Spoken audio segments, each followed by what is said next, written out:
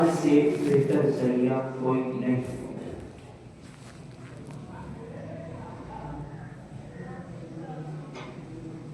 حضور پاک صلی اللہ علیہ وسلم نے جو حج کیا ہے، میں پوری تفصیل تو آپ کے سامنے ذکر نہیں کر سکتا۔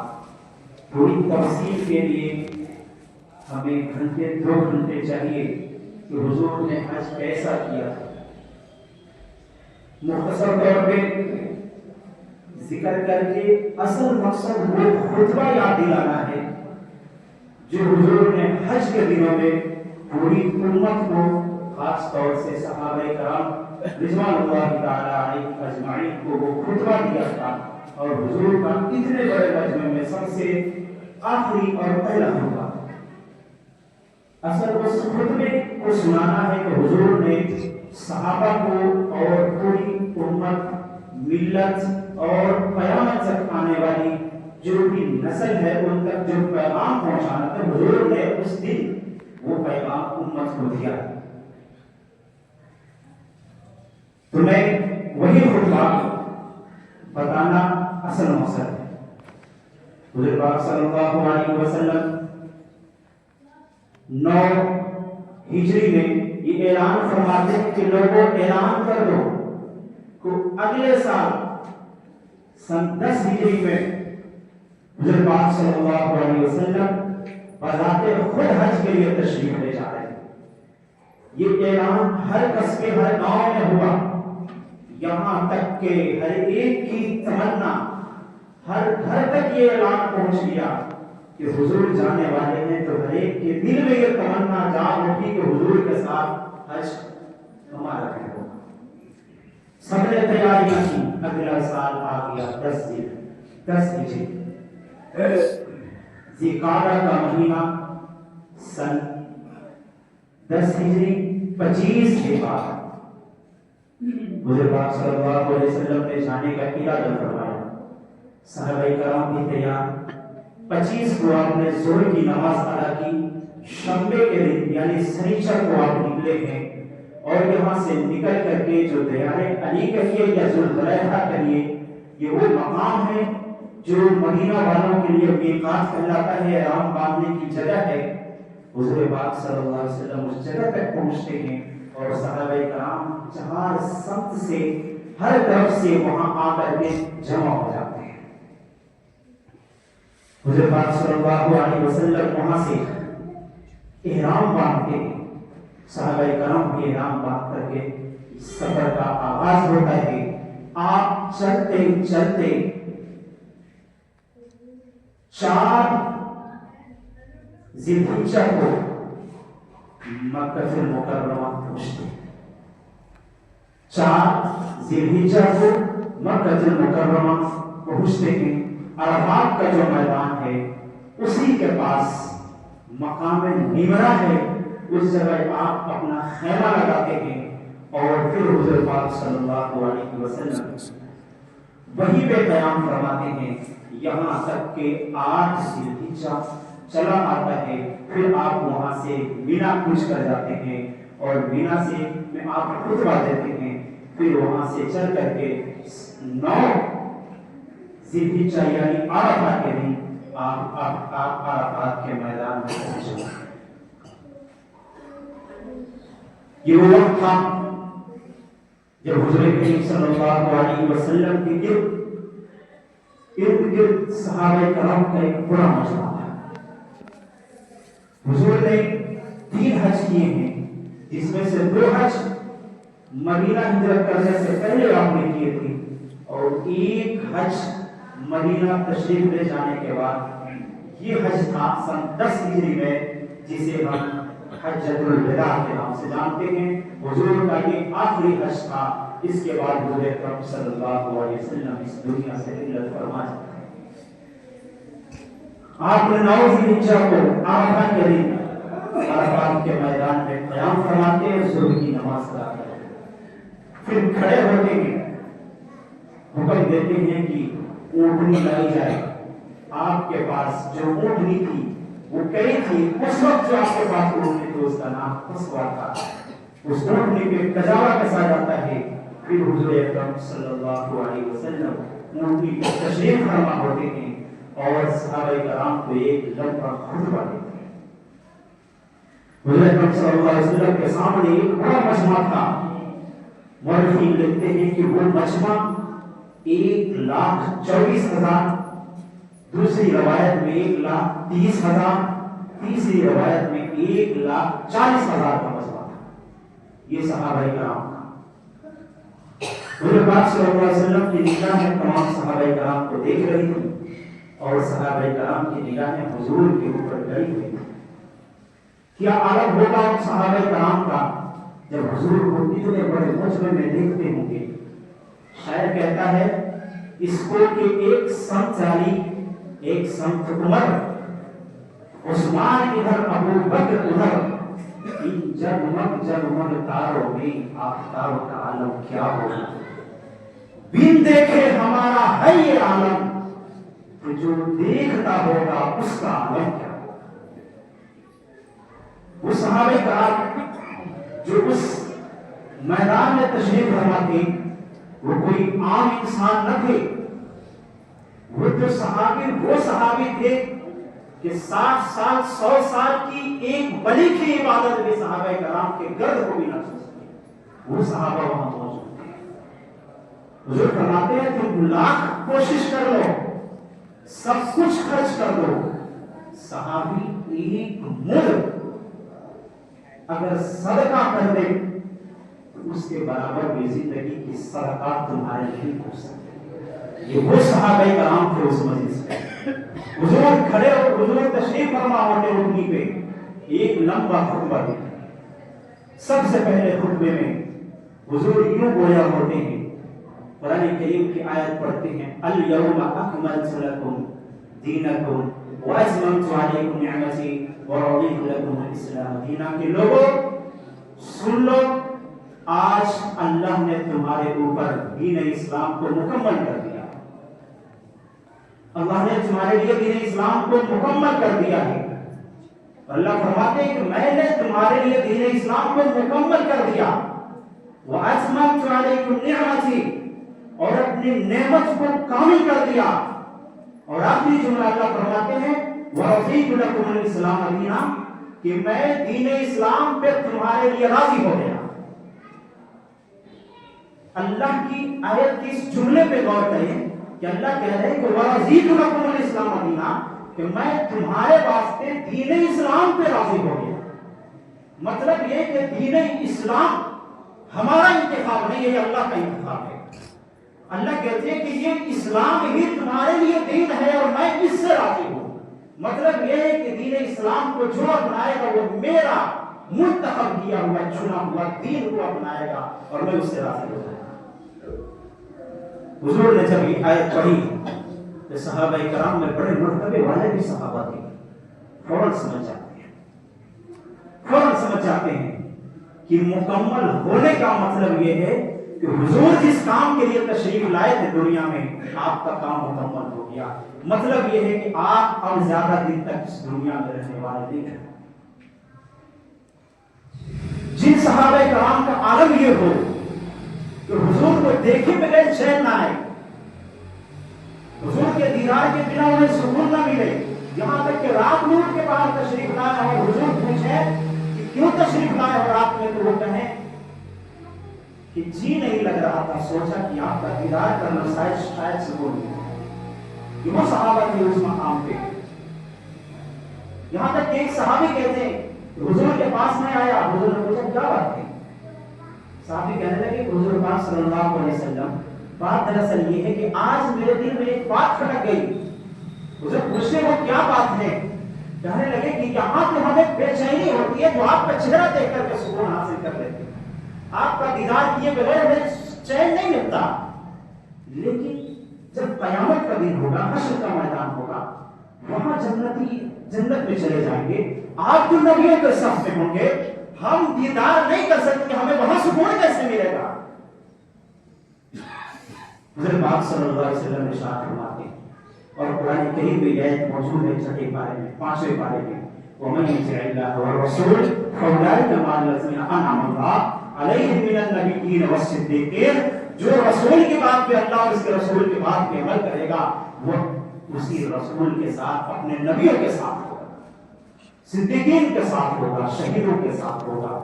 مسئلے کا حل یہ ہو گیا کہ صحابہ کرام کی وہ جماعت وہاں موجود تھی کہ جن کو حضور کے دیکھ کے بنا چین نہیں آتا تھا، وہ حضور کے اس کہنے پہ، اور دوسرا جملہ حضور یہ بھی فرما دیتے ہیں وہاں کہ لوگوں حج کے مناسک طریقے سیکھ لو، شاید کہ اگلے سال میں تمہارے درمیان نہیں رہ سکوں گا۔ یہ جملہ حضور کے زبان مبارک سے نکلتے ہی صحابہ کرام کی آنکھوں سے آنسو جاتے، حضور اب رہنے والے نہیں۔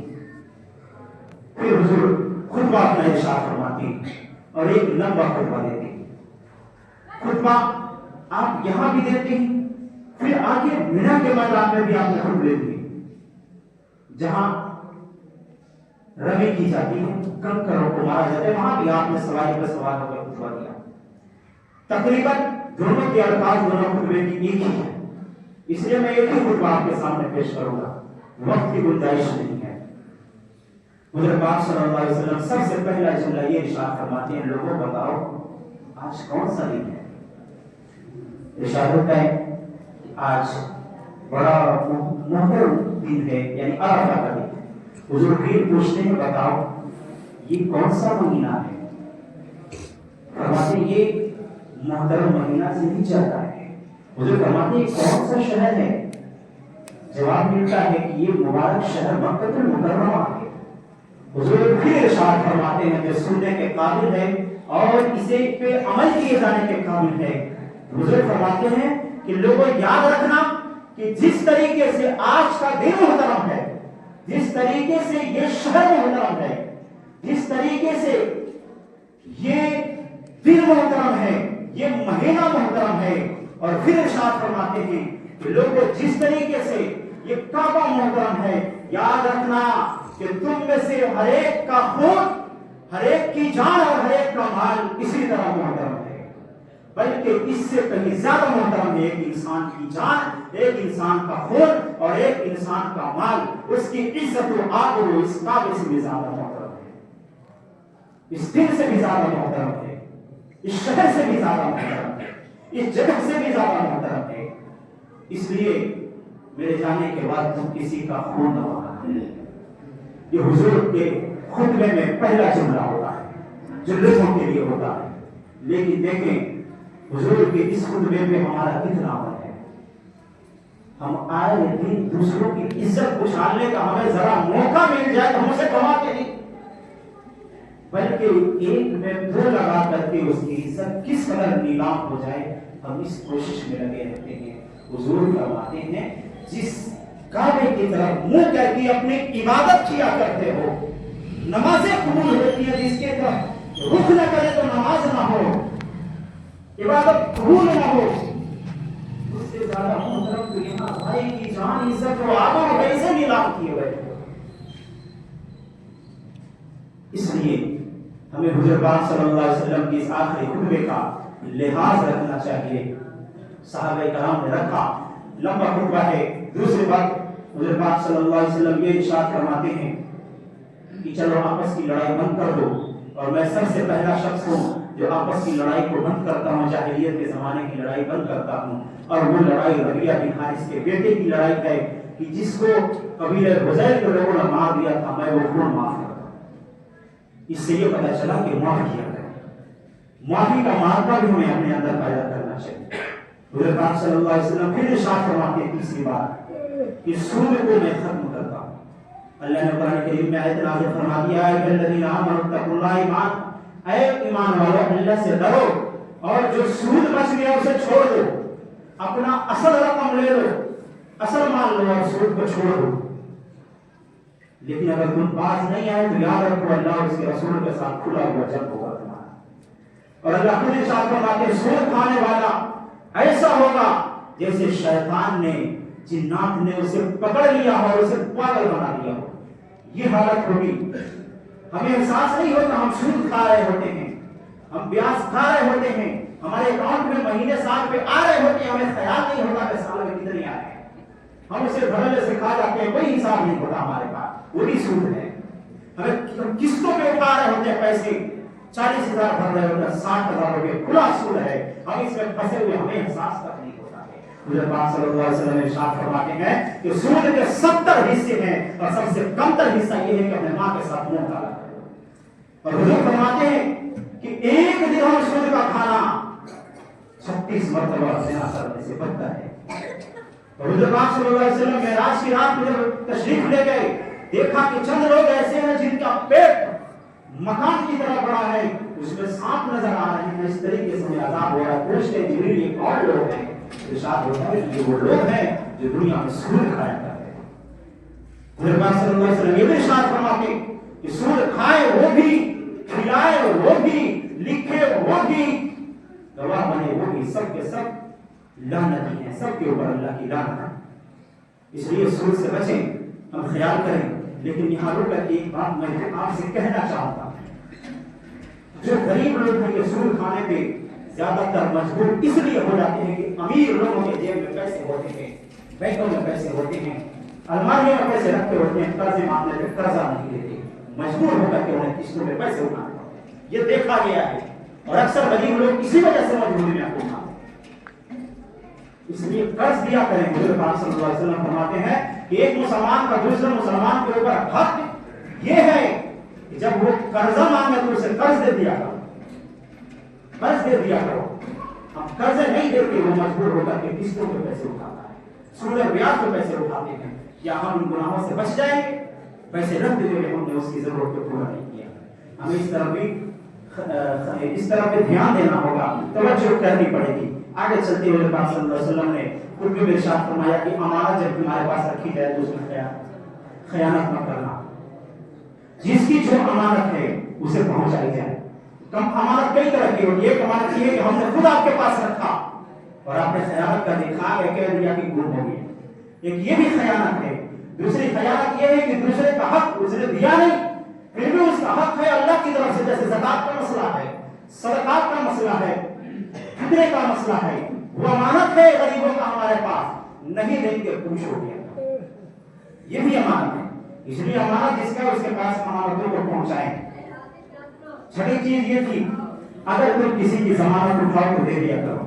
कभी ऐसा होता है कि मामला के दरमियान जब मामला हो रहा हो तो मामला टालने के लिए वो कह देता है अच्छा ये नहीं देगा तो हम दे देंगे इसकी तरफ से।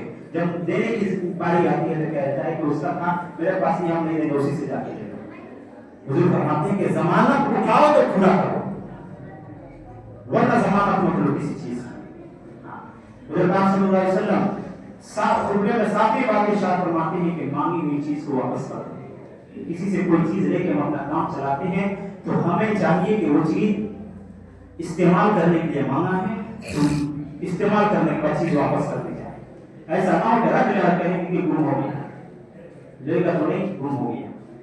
इस तरीके से चीजों को वापस रख लिया जाता है। ये ज्यादातर झगड़े या औरतों में होते रहते हैं, आए दिन होते रहते हैं कि मांग के लेके रख लिया, कहती है कि दे दिया, ऐसा होता है। हुजूर पाक सल्लल्लाहु अलैहि वसल्लम फरमाते हैं कि मांगी हुई चीज को वापस कर दो। और एक बात और इरशाद फरमाते हैं ये कि देखो अगर तुम दुनिया को सामने रखोगे तो मुंतशिर हो जाओगे, आखिरत को सामने रखोगे तो पुरसुकून जिंदगी गुजारोगे। ये एक जुमला है हुजूर पाक सल्लल्लाहु अलैहि वसल्लम का, ये बड़ा मायने रखता है। अगर दुनिया को सामने रखेंगे तो बिखर जाएंगे, आखिरत को सामने रखेंगे तो पुरसुकून जिंदगी हमें नसीब होगी। और हुजूर पाक सल्लल्लाहु अलैहि वसल्लम का दूसरा इरशाद है दूसरी हदीसों में कि आप फरमाते हैं कि अगर तुम दुनिया में फंसोगे अल्लाह तुम्हारे काम को फैला देगा, और अगर आखिरत के लिए लगे रहोगे तो दुनिया के काम भी अल्लाह पूरे करवाएगा। ऐसा है जो लोग अल्लाह के अहकामात को तोड़ते नहीं, बंदों के हुकूक पूरे पूरे अदा करते हैं, उनके पास वक्त भी होता है सब हुकूक भी अदा करते हैं। जो लोग अल्लाह के हुकूक को छोड़ देते हैं, अल्लाह का हक जाया कर देते हैं, बंदों का भी हक जाया करते हैं, आप उनसे कहें कि नमाज पढ़ने चलो, कहेगा कि फुर्सत नहीं है। क्यों? उसने अपनी मंजिल दुनिया को बना रखा है, अपने सामने दुनिया को रखा है। अल्लाह ने उसके काम को बिखेर दिया है और इतना बिखेरा है कि वो समेटना भी चाहता है, जो वक्त कम पड़ जाती है और उसका काम ज्यादा हो जाता है, जिसकी वजह से कहता है फुर्सत नहीं। इसलिए हमें दुनिया को सामने, आखिरत को सामने रखना है। खुतबा भी लंबा है, जिक्र करने के लिए वक्त नहीं है। پھر حضور پاک صلی اللہ علیہ وسلم نے ارشاد فرمایا عورتوں کا خیال رکھو، یا کی بات ہے عورتوں کا خیال رکھو، عورتوں کے بارے میں اللہ سے ڈرتے رہو، ضرورت پڑے تو انہیں تھوڑا مارو۔ وہی حضور پاک صلی اللہ علیہ وسلم نے ارشاد فرما دیا کہ عورتوں کو مت مارا کرو۔ عمر رضی اللہ تعالیٰ عنہ کہنے لگے کہ حضور عورتیں مردوں کے ذریعے ہو گئی ہیں۔ حضور نے کہا کہ تم مارو۔ کچھ دن کے بعد عورتیں حضور پاک صلی اللہ علیہ وسلم کی بیویوں کے پاس تشریف لائی اور شکایت کی کہ شوہر مارتا ہے۔ حضور نے فرمایا کہ اچھے لوگ نہیں ہیں۔ پھر حضور نے ارشاد فرمایا جو ہم سنتے ہیں کہ تمہیں بہتر وہ ہے کہ جس کے اخلاق اچھے ہوں، اور سب سے بہتر اخلاق والا وہ ہے جو اپنے گھر والوں کے ساتھ بہتر ہو، اور میں تمہیں سب سے زیادہ بہتر اپنے گھر والوں کے ساتھ ہوں، اس لیے اچھے اخلاق کے ساتھ گھر والوں کے ساتھ پیش آئیں۔ بات پوری ہو گئی ہے۔ ایک آخری گزارش آپ سے جو کرنی ہے وہ یہ ہے کہ دیکھیں ان تمام حقوق میں جو ہم نے اوپر سے نیچے تک گنا ہے، اس سے زیادہ تر حقوق وہ تھے جو بندوں کے، اللہ کے حقوق اس میں نہیں تھے۔ زیادہ تر حقوق وہ ہیں جو بندوں کے ہیں، آپ کے میرے اوپر ہے، میرے آپ کے ساتھ۔ اسی لیے اس میں حقوق ایک مسلمان کے دوسرے مسلمان کے اوپر ہے۔ اس لیے گزارش آپ سے یہ ہے کہ یہ قربانی کے ایام ہیں، جو غریب ہیں ان تک گوشت کو ضرور پہنچائے۔ کیا بات ہو کہ ہمارا پیٹ بھرے، دیگ بھرے اور فریز بھرے اور غریب کا پیٹ تک نہ بھرے، ایک لقمہ نہ ملے۔ کانوں تک یہ بات پہنچی ہے آج کہ ایسا شخص ہے جس کے یہاں آپ نے گوشت نہیں بھیجا، بہت کم گوشت بھیجا۔ یہ ہمارے لیے بڑی دکھد خبر ہے، بہت دکھد خبر ہے۔ حضور پاک صلی اللہ علیہ وسلم تو ارشاد فرماتے ہیں کہ اگر پھل لایا کرو تو پڑوسی کے لیے بھی لایا کرو۔ پھل جو 10-20 روپے کے آتے ہیں پھل پڑوسی کے لیے بھی لایا کرو۔ اگر نہیں لا سکتے نا تم اس کے لیے، پھر اپنے بچوں کے لیے لاتے ہو تو چھپا کے لاؤ، اور پھر بچوں کو دینا تو گھر میں بٹھا کے کھلاؤ۔